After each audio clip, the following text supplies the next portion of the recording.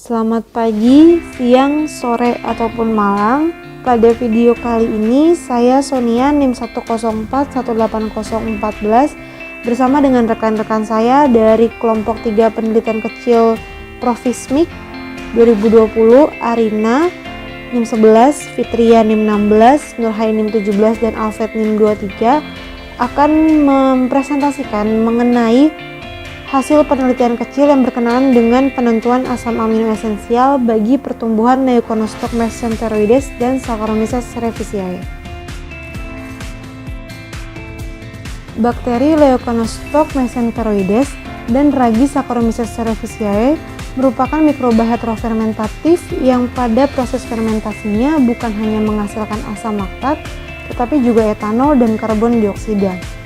Kedua mikroba ini juga memberikan peranan penting dalam industri makanan. Untuk ragi sendiri memiliki keterkaitan erat dengan produksi makanan dan minuman fermentasi untuk dikonsumsi manusia, misalnya seperti roti, coklat, anggur, dan bir. Bukan hanya untuk makanan, metabolit sekunder aktif biologis Saccharomyces cerevisiae yang dihasilkan dari proses fermentasinya juga memberikan efek kesehatan dan menunjukkan aktivitas fisiologis yang bisa memberikan efek antioksidan, antidiabetik, antiinflamasi, penambah kekebalan tubuh, anti malaria, dan antitumoral pada manusia. Untuk bakteri Leuconostoc mesenteroides ini sendiri, bakteri ini merupakan bakteri asam laktat yang memiliki berbagai sifat biokatalik yang berpotensi dalam memodifikasi karbohidrat. Bakteri ini dapat dimanfaatkan dalam karbohidrat bioengineering dan juga produksi pemanis buatan. Enzim dextransukrase yang diperoleh dengan fermentasi bakteri ini, pada gambar nomor 1 dapat dilihat pathway-nya ada di bagian yang paling atas karena enzim ini juga merupakan enzim ekstraseluler. Enzim ini dapat digunakan untuk memproduksi karbohidrat dan turunannya yang beragam seperti dextran, fruktosa, manitol, leucrose, glukosa 1-fosfat, dan banyak lainnya. Asam amino merupakan salah satu kebutuhan nutrisi yang penting dalam pertumbuhan dan aktivitas mikroba yang berperan sebagai sumber nitrogen atau nutrisi lainnya. Terdapat dua jenis asam amino, yaitu asam amino esensial dan asam amino non-esensial. Asam amino non-esensial itu adalah asam amino yang dapat disintesis secara de novo oleh bakteri atau mikroorganisme itu sendiri. Sedangkan asam amino esensial adalah asam amino yang diperlukan dalam medium pertumbuhan mikroorganisme karena mikroba tidak dapat mensintesisnya dalam jumlah yang memadai untuk mempertahankan biosintesis protein yang dibutuhkan bagi pertumbuhan. Terdapat panah yang menghubungkan tulisan esensial dan non-esensial. Hal itu menandakan bahwa keduanya bisa dikatakan saling bergantungan karena jika salah satu asam amino esensial atau non-esensial yang diperlukan tidak ada, sisa 19 asam amino yang lainnya juga tidak dapat digunakan dan akan dikatabolis sehingga mengarah ke keseimbangan nitrogen aktif. Asam amino yang dibutuhkan oleh bakteri atau ragi ini juga bervariasi tergantung dengan spesies dan usia mikrobanya. Pada percobaan ini akan dilakukan pengamatan terhadap pertumbuhan Leuconostoc mesenteroides dan Saccharomyces cerevisiae berdasarkan keberadaan asam amino esensial, glutamat, arginin, serin, sistein, triptofan, glisin, dan metionin dalam medium pertumbuhan. Selanjutnya, tujuan dan hipotesis. Tujuan dari percobaan ini ada dua. Yang pertama, menentukan asam amino esensial bagi pertumbuhan Leuconostoc mesenteroides dengan metode turbiditas. Dan yang kedua, menentukan asam amino esensial bagi pertumbuhan Saccharomyces cerevisiae dengan metode turbiditas. Dan hipotesis yang kami ajukan adalah yang pertama, asam amino yang esensial bagi pertumbuhan Leuconostoc mesenteroides adalah glutamat dan sistein. Tapi bagi sistein diberi tanda bintang karena hal tersebut tidak berlaku pada semua strain Leuconostoc mesenteroides, hanya beberapa strain saja. Dan yang kedua, tidak ada asam amino yang esensial bagi pertumbuhan Saccharomyces cerevisiae. Berikut adalah alat bahan yang digunakan pada penelitian ini.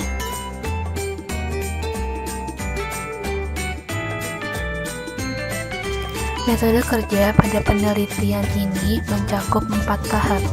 Tahap pertama yaitu persiapan medium dan asam amino uji. Terdapat 5 medium yang digunakan pada penelitian ini, yaitu medium minimal basal 2 kali, kemudian medium MRS, larutan fisiologis, medium PDB, dan medium basal yang ditambahkan dengan tripton. Untuk medium basal harus diatur pH sesuai dengan pH optimum mikroba yang digunakan. Kemudian medium tersebut disterilkan menggunakan autoclave. Untuk larutan asam amino uji, disiapkan larutan asam amino 5%. Kemudian, larutan asam amino tersebut disterilkan dengan membran filter 0,22 mikrometer, kemudian filtrat ditampung ke dalam falcon steril. Tahap kedua yaitu aktivasi kultur, di mana kultur Leuconostoc mesenteroides dan Saccharomyces cerevisiae diinokulasi sebanyak 3-5 loop. Untuk Leuconostoc mesenteroides diinokulasi ke dalam medium MRS, sedangkan Saccharomyces cerevisiae diinokulasi ke dalam medium PDB. Kemudian, kultur tersebut diinkubasi dalam shaker selama 24 jam.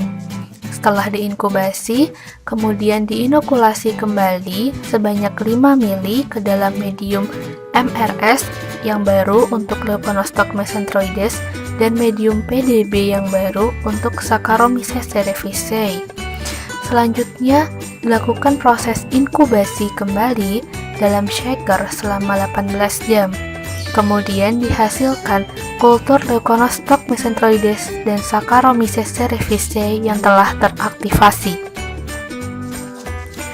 Tahap ketiga yaitu pengujian, di mana kultur Leuconostoc mesenteroides dan Saccharomyces cerevisiae yang telah teraktivasi kemudian dimasukkan ke dalam mikrotube untuk dilakukan sentrifugasi. Setelah itu, didekantasi untuk diambil peletnya saja, kemudian pelet tersebut dilarutkan ke dalam larutan fisiologis. Setelah itu disentrifugasi kembali dengan proses yang sama.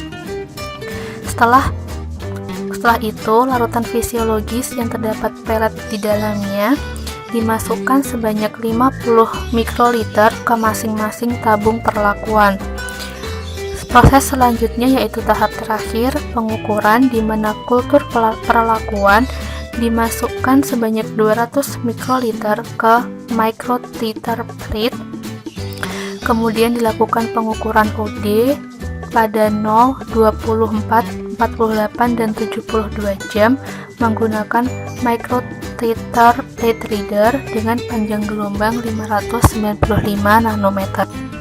Berikut adalah tabung perlakuan yang digunakan pada penelitian ini, di mana tabung 1 merupakan kontrol viabilitas kultur, tabung 2 merupakan kontrol positif, tabung 3 sampai tabung 10 merupakan larutan uji, dan tabung 11 merupakan kontrol negatif. Setiap tabung dibuat dengan duplo. Pada tabel 4.1 terdapat OD kultur Leuconostoc mesenteroides dan Saccharomyces cerevisiae pada jam ke-24, ke-48, dan ke-72. Pada tabung pertama, medium berisi tripton, dan pada tabung kedua, medium berisi seluruh asam amino tanpa tripton. Pada medium ketiga, tanpa glutamat. Pada tabung keempat, medium berisi asam amino tanpa arginin, tabung kelima tanpa glisin, tabung keenam tanpa serin, tabung ketujuh tanpa sistein, tabung ke-8 tanpa triptofan, tabung ke-9 tanpa metionin, dan pada tabung ke-10 tidak ada asam amino pada medium sama sekali. Selanjutnya, nilai OD tersebut digunakan untuk analisis penentuan asam amino esensial dengan metode sebagai berikut. Yang pertama, ditentukan laju pertumbuhan tiap kultur dengan melakukan selisih OD di setiap jam. Artinya, OD pada jam ke-48 dikurangi dengan OD pada jam ke-24. Begitu pula OD pada jam ke-72 dikurangi dengan OD pada jam ke-48. Selanjutnya dilakukan uji beda nyata pada semua selisih OD tersebut dengan metode ANOVA, dengan taraf keberartian sebesar 5%. Pada metode ANOVA dihasilkan p-value yang lebih kecil daripada taraf keberartian. Artinya terdapat perbedaan signifikan dalam kelompok selisih OD pada kultur. Untuk melihat perbedaan signifikan antar kelompok tersebut, dilakukan uji lanjutan atau post hoc test menggunakan LSD. Selanjutnya, ditentukan selisih absorbansi uji yang lebih kecil daripada selisih absorbansi kontrol positif pada 24 jam. Kemudian, ditentukan signifikansinya dengan metode LSD. Dikatakan signifikan jika absolut selisih perbedaan lebih besar sama dengan nilai LSD. Seleksi signifikansi dilanjutkan untuk data pada 48 dan 72 jam. Jika seluruh syarat terpenuhi dan hasilnya signifikan, maka asam amino dikatakan esensial. Selanjutnya, pada gambar 4.1 terdapat kurva pertumbuhan leukonostoc mesenteroides pada berbagai perlakuan asam amino. Di sini terlihat jelas standar deviasi yang begitu besar, dan pada gambar 4.2 di kurva pertumbuhan Saccharomyces cerevisiae pada berbagai perlakuan asam amino juga terdapat standar deviasi yang cukup besar. Hal ini akan dijelaskan pada bagian pembahasan.